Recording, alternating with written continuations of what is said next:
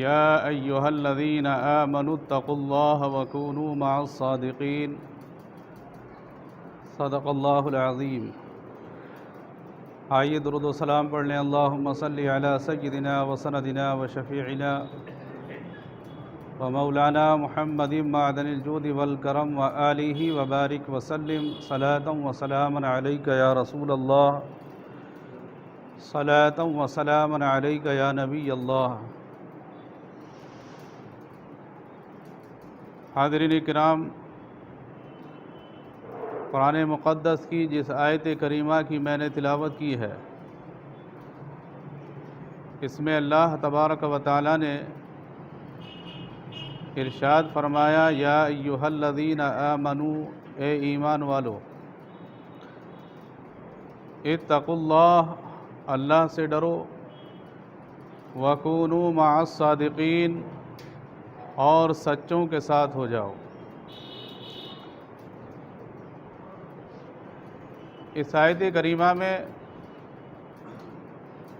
ایمان والوں سے خطاب ہے۔ ایمان والا کس کو کہتے ہیں؟ آقا کریم علیہ السلام کی دعوت پر جس نے لبیک کہا، لا الہ الا اللہ محمد رسول اللہ صلی اللہ تعالی علیہ وسلم کا قائل ہوا،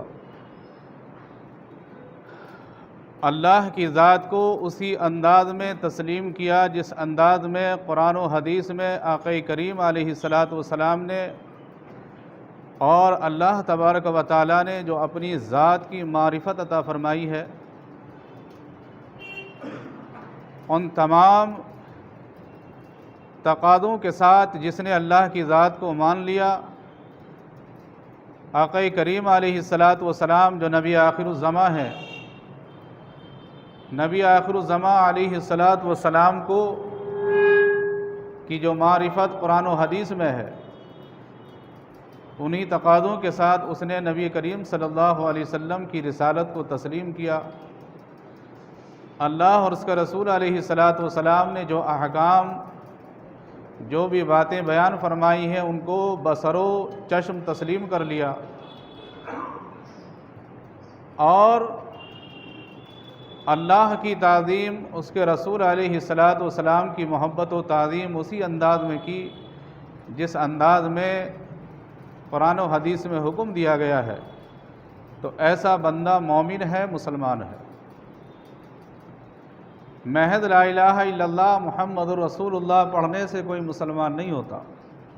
یہ بات آپ کو تھوڑی عجیب سی محسوس ہوگی، لیکن حقیقت یہ ہے کہ دنیا میں آج بہت سے فرقے ہیں، بہت سی جماعتیں ہیں، بہت سے گروہ ہیں کہ جو رات دن لا الہ الا اللہ محمد الرسول اللہ کی صدائیں بلند کرنے کے باوجود مسلمان نہیں ہیں۔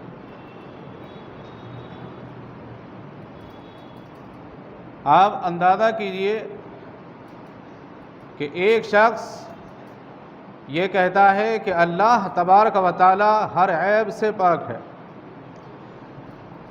سبحان ربی العظیم نماز میں پڑھتا ہے، سبحان ربی الاعلی نماز میں پڑھتا ہے، جس کا مطلب یہ ہے کہ اللہ کی ذات ہر عیب سے پاک ہے، ہر عیب سے منزہ ہے، ہر عیب سے بری ہے۔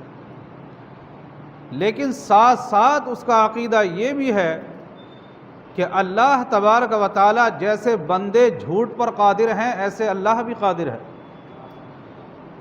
تو بتائیے اس کا لا الہ الا اللہ پڑھنا، سبحان اللہ یا سبحان ربی الاعلی یا سبحان ربی العظیم پڑھنا، یہ کس طرح درست ہو سکتا ہے؟ تو پتہ چلا کہ اس نے لا الہ الا اللہ پڑھ تو لیا، لیکن اللہ کی جو معرفت قرآن و حدیث میں بندوں کو کرائی گئی ہے، اس معرفت کے تقاضوں کے مطابق اس نے اللہ کی ذات کو نہیں مانا،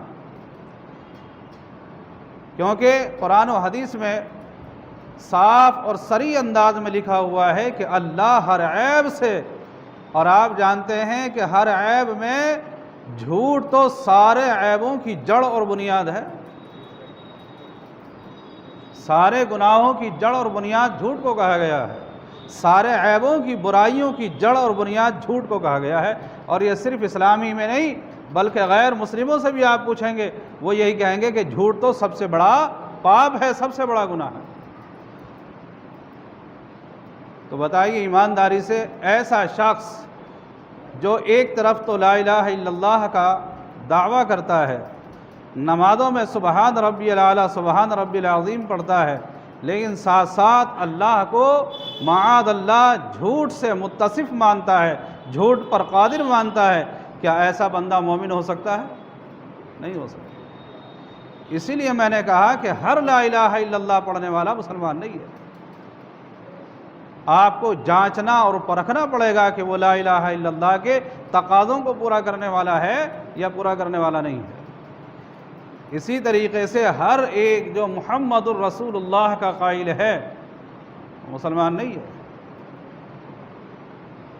اس لیے کہ نبی کریم صلی اللہ تعالی علیہ وسلم کی ذات کی رسالت کو تسلیم کرنا، اس کا تقاضا یہ ہے کہ ان کا ادب، ان کی تعظیم، ان کی محبت اور قرآن و حدیث کے مطابق نبی کریم صلی اللہ تعالی علیہ وسلم کی معرفت جو ہمیں کرائی گئی ہے، ہمیں وہ معرفت انہی تقاضوں کے مطابق ہونی چاہیے، اور انہی تقاضوں کے مطابق ہمیں نبی کریم صلی اللہ علیہ وسلم کی رسالت کو ماننا چاہیے، تب جا کر ہم نبی کے ماننے والے کہلائیں۔ ایک بندہ جو کہتا ہے محمد الرسول اللہ، محمد اللہ کے رسول ہیں،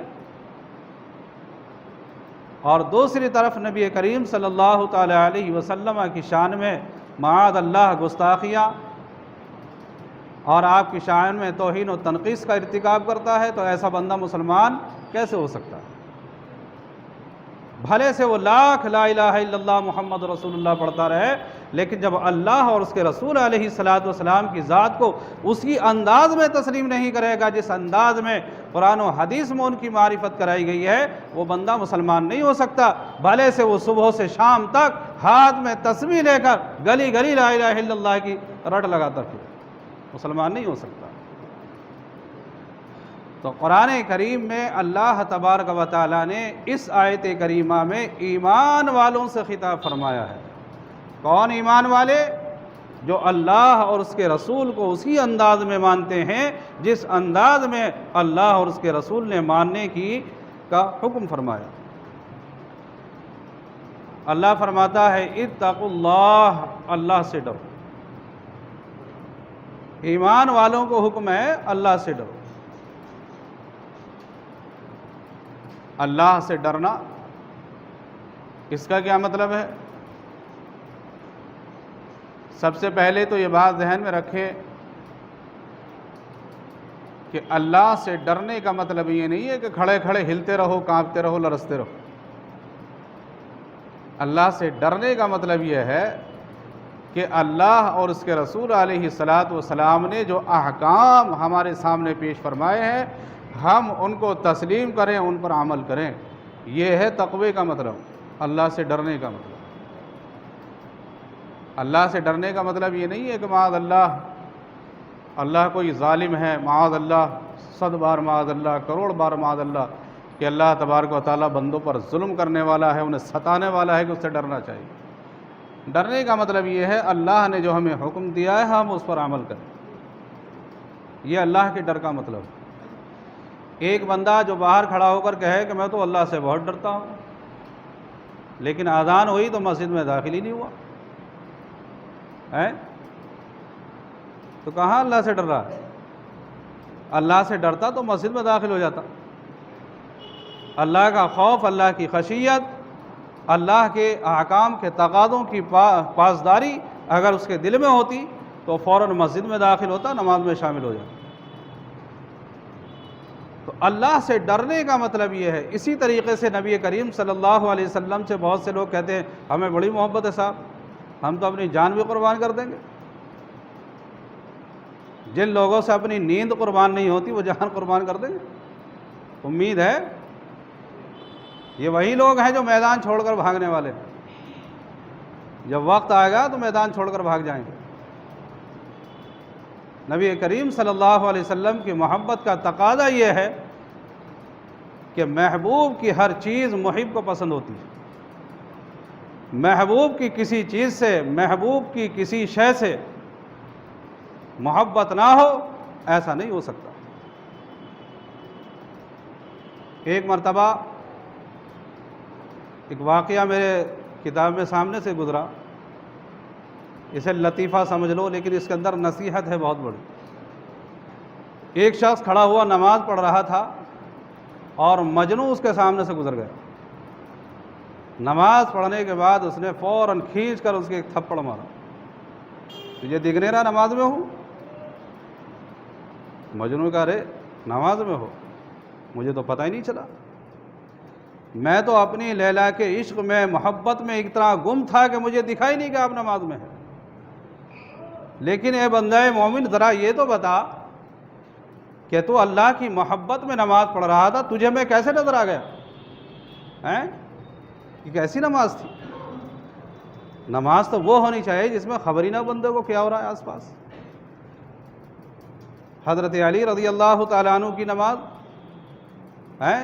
حضرت امام زین العابدین رضی اللہ تعالیٰ عنہ کی نماز، حضرت بایزید بسطامی رضی اللہ تعالیٰ عنہ کی نماز، حضرت غوث اعظم کی نماز، خواجہ غریب نواز کی نماز، یہ ہے نماز ہے؟ یہ کیسی نماز ہے کہ میں سامنے سے گزر گیا اور نظر آ گیا؟ میری محبت مجازی اپنے اتنے کمال کو پہنچی ہوئی ہے کہ مجھے پتہ ہی نہیں چلا کہ آپ نماز میں ہیں، اور آپ محبت حقیقی کے مدعی ہیں اور آپ کو سب کچھ نظر آ رہا ہے کہ میں نماز میں آپ کے سامنے سے گزر رہا ہوں۔ یہ کیسی نماز ہے؟ یہ بہت بڑا تازیانہ ہے ہم لوگوں کے لیے۔ بہرحال اللہ سے ڈر کا مطلب یہ ہے کہ ہم اللہ کے احکام کی پیروی کریں۔ تو گویا اللہ تبارک و تعالیٰ نے اس آیت کریمہ میں ایمان والوں سے کہا اتقوا اللہ، اللہ سے ڈرو، یعنی میرے احکام کی پیروی کرو۔ اور آگے کا جو مرحلہ ہے تیسرا، وَكُونُوا مَعَ الصَّادِقِينَ، سچوں کے ساتھ ہو جاؤ، سچوں کے ساتھ ہو جاؤ۔ سچوں کے ساتھ ہونے کے لیے اللہ نے حکم فرمایا۔ سچوں کے ساتھ ہونے کا مطلب کیا ہے؟ لمبی چوڑی تفصیل میں جاؤں تو وقت اتنا نہیں ہے، بس سچوں کا مطلب یہ ہے کہ جب آپ دنیا میں رہیں تو ایک مومن صادق کو اپنا دوست بنائیں۔ اس آیت کریمہ کے بہت سے معنی، بہت سے مفاہیم، بہت سی تفاسیر علماء کرام نے بیان فرمائی ہیں۔ صوفیاء کرام اپنے حساب سے تفسیر کرتے ہیں، علماء کرام اپنے حساب سے تفسیر کرتے ہیں، اور اخلاق و آداب کی تعلیم دینے والے مہذبین وہ اپنے حساب سے اس کی تفسیر کرتے ہیں۔ جس انداز میں بھی اس کی تفسیر کی جائے اسی انداز میں بات سمجھ میں آ جاتی ہے کہ اللہ نے ہمیں کیا حکم فرمایا؟ سچوں کے ساتھ ہو جائے۔ سچوں سے مراد سب سے پہلے تو یاد رکھیں ایمان والے۔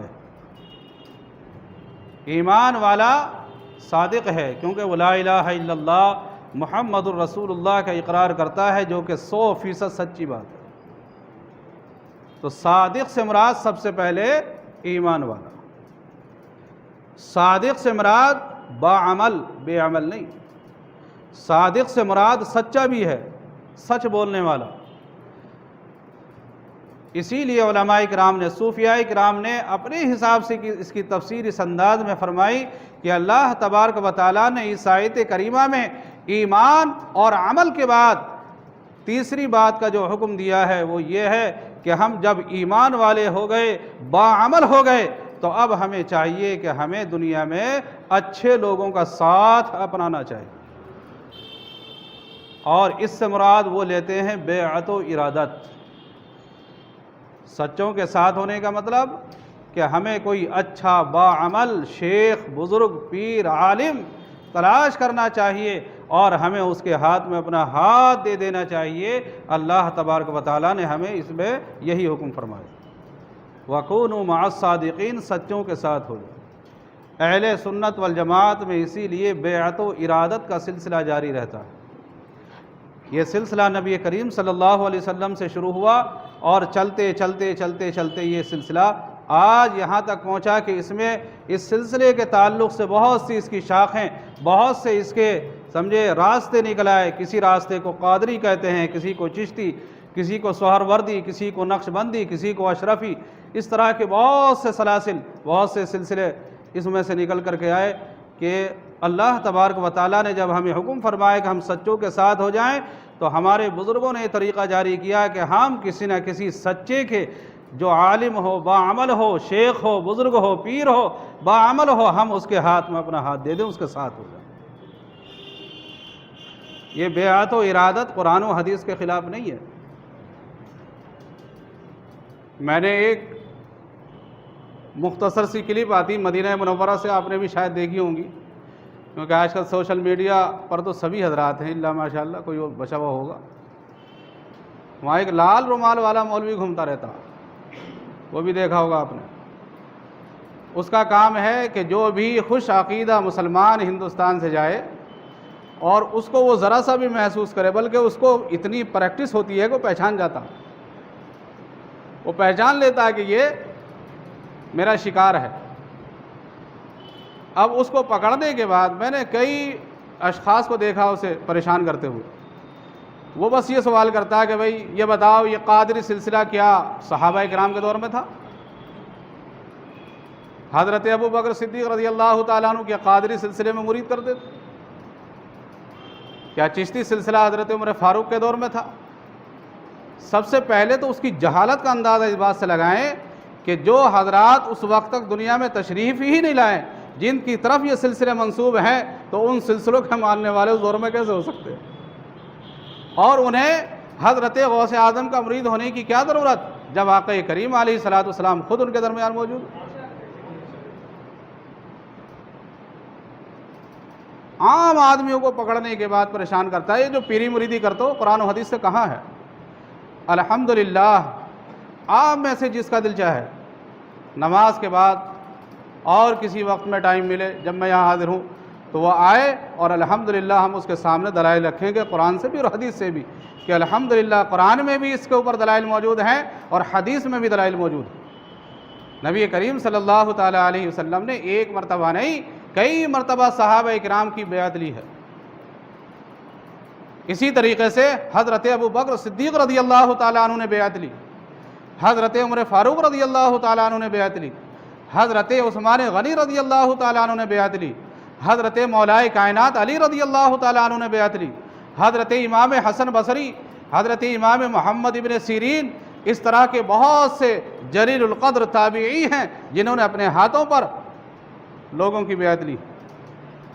اور یہ سلسلہ جو آقا کریم علیہ الصلوۃ والسلام پھر حضرت علی اور خلفائے راشدین سے ہوتا ہوا چل کر کے آیا ہے، یہی سلسلہ بعد میں جیسے جیسے بڑے بزرگ ان میں ہوتے چلے گئے ان کی طرف اس کی نسبت ہوتی چلی گئی، ورنہ سلسلہ تو نبی کریم صلی اللہ علیہ وسلم سے چلا ہے۔ آپ کسی بھی سلسلے کا شجرہ اٹھا لیں، آپ کو نظر آئے گا کہ آپ کے جو موجودہ پیر ہیں ان سے لے کر نبی کریم صلی اللہ علیہ وسلم تک تمام شخصیات، تمام بزرگ متصل ہیں۔ انہوں نے ان کے ہاتھ پر بیعت کی، انہوں نے ان کے ہاتھ پر بیعت کی، انہوں نے ان کے ہاتھ پر بیعت کی، انہوں نے ان کے، اس طرح وہ سلسلہ حضرت مولائے کائنات کے ذریعے یا اور کسی مثال کے طور پر علماء کرام فرماتے ہیں کہ چاروں سلسلے، چاہے وہ قادری ہو، چشتی ہو، نقشبندی ہو، سہروردی ہو، یہ چاروں سلسلے حضرت علی رضی اللہ تعالیٰ عنہ کی ذات سے نکلے۔ لیکن بعض علماء نے کہا کہ ایک سلسلہ جس کا نام نقشبندی ہے وہ حضرت ابو بکر صدیق رضی اللہ تعالیٰ عنہ سے چلا ہے۔ تو اس سلسلوں کے جو نام ہیں بعد میں پڑے ہیں، سلسلہ تو بیعت و ارادت کا نبی کریم صلی اللہ علیہ وسلم ہی کے دور سے ہے۔ بخاری، مسلم، ترمذی ہیں اور دیگر احادیث کی کتابیں اس بات پر گواہ ہیں۔ قرآن کی جس آیت کریمہ کی میں نے تلاوت کی، آیت کریمہ بھی بتا رہی ہے، اللہ خود فرما رہا ہے کونوا مع الصادقین، سچوں کے ساتھ ہو جاؤ۔ سچوں کے ساتھ ہونے کا مطلب کہ جو سچے ہیں ان کی معیت حاصل کرو۔ پیری مریدی کا مطلب آج کل ہمارے لوگوں نے تھوڑا سا بدل دیا ہے، سمجھ نہیں پا رہے کہ پیری مریدی کا مطلب کیا ہے۔ پیری مریدی کا مطلب بس یہ سمجھ لیا، پیر صاحب کے ہاتھ میں ہاتھ دیا، بس پیر صاحب ایسی ایسی دعائیں بتائیں گے، ایسے ایسے وظیفے ہمیں بتائیں گے کہ ہماری گاڑی بہت تیزی کے ساتھ دوڑے گی۔ یہ ہم نے پیری مریدی کا مطلب سمجھ لیا ہے۔ پیری مریدی کا مطلب یہ نہیں ہے۔ پیری مریدی کا مطلب یہ ہے کہ آپ نے جس بزرگ کے ہاتھ میں ہاتھ دیا ہے، ان کے ہاتھ پر ہاتھ رکھنے کے بعد، ان کا دامن پکڑنے کے بعد آپ نے بہت سے وعدے کیے ہیں، نماز نہیں چھوڑوں گا، گناہ نہیں کروں گا، جھوٹ نہیں بولوں گا، شریعت کے احکام کی پیروی کروں گا۔ یہ تمام آپ نے ہاتھ میں ہاتھ دینے کے بعد جو وعدے کیے ہیں ان پر عمل کرنا، یہ ہے مرید ہونے کا مطلب۔ وہ بات الگ ہے کہ پیر صاحب مزید آپ پر نظر کرم فرما دیں تو آپ کی پریشانیاں دور ہو جائیں ان کی دعاؤں کی برکت سے، لیکن مرید ہونے کا مطلب وہ نہیں ہے جو آج کل ہمارے لوگوں نے محض استفادہ، وہ بھی استفادے کا مطلب شرعی استفادہ نہیں، دنیاوی مالی اور دنیاوی کاروباری جو استفادہ ہے، آج کل ہم نے اس کو مریدی کا مطلب سمجھ لیا۔ تو مدینہ منورہ میں روضہ رسول علیہ السلام کی چھاؤں میں وہ شخص خوش عقیدہ مسلمانوں کو بڑا پریشان کرتا ہے۔ میں نے بہت سے اس کے کلپ دیکھے ہیں، کچھ لوگوں نے میرے پاس بھیجے، حضرت اس کے بارے میں بتائیے۔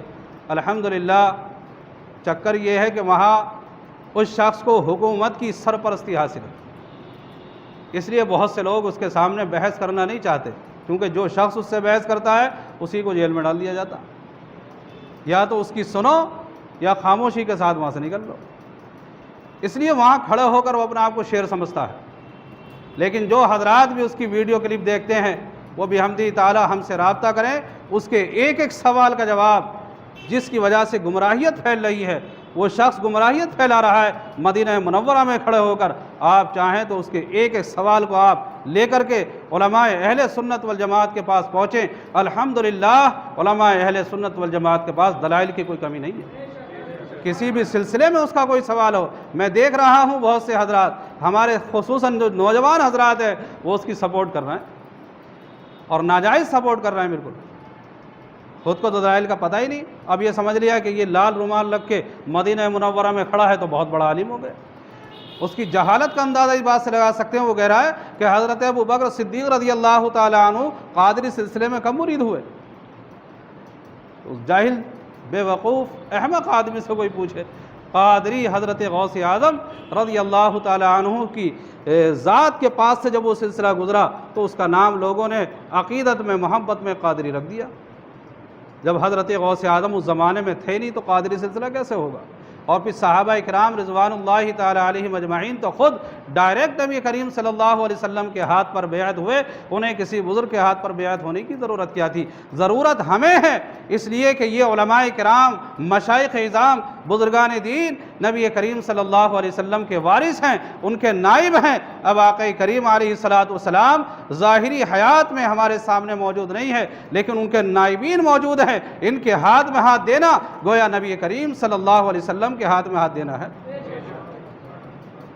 تو علماء کرام سے، بزرگان دین سے بیعت و ارادت ہونا، قرآن کریم خود کہتا ہے یا ایھا الذین آمنوا، اے ایمان والو، اتقوا اللہ، اللہ سے ڈرو، یعنی باعمل بن جاؤ، وکونوا مع الصادقین، اور سچوں کے ساتھ ہو جاؤ، یعنی کسی نہ کسی بزرگ، کسی نہ کسی عالم دین سے اپنا تعلق، کسی نہ کسی شیخ کے ہاتھ میں اپنا ہاتھ دے دو، تاکہ تمہارا ایمان بھی محفوظ رہے، تمہاری نمازیں، تمہارے اعمال بھی محفوظ رہے۔ انشاءاللہ تعالی اس پر اور گفتگو مزید کی جائے گی۔ اللہ مجھے اور آپ کو عمل کی توفیق عطا فرمائے۔